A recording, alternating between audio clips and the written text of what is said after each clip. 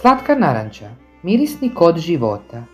Znaš li onaj osjećaj kad život izgubi boju, kad dani postanu teški, a radost se povuče bez najave? Slatka naranča tada ne dolazi da te razveseli na silu, nego da te podsjeti da život još uvijek raste u tebi, tiho, postojano, kao vrt koji čeka sunce.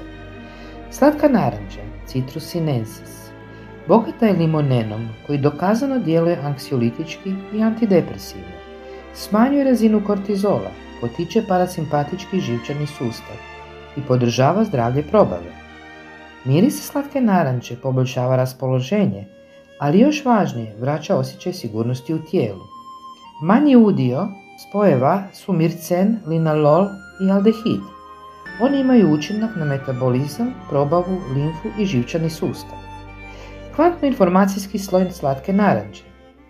Frekvencija slatke naranče djeluje u području alfa do teta valova, gdje se tijelo vraća u stanje obnove i spontanosti. To je miris koji tijelu govori, sigurno je opet rasti. Slatka naranča ne gasi mozak, prebacuje ga s preopterećene beta razine u funkcionalnu alfu. Stabilizira os, crijevo, mozak, aktivira parasimpatikus, a time i vagus. Arhetip slatke naranče je vrtlarica. Ona ne forsira plod, ona njeguje tlo.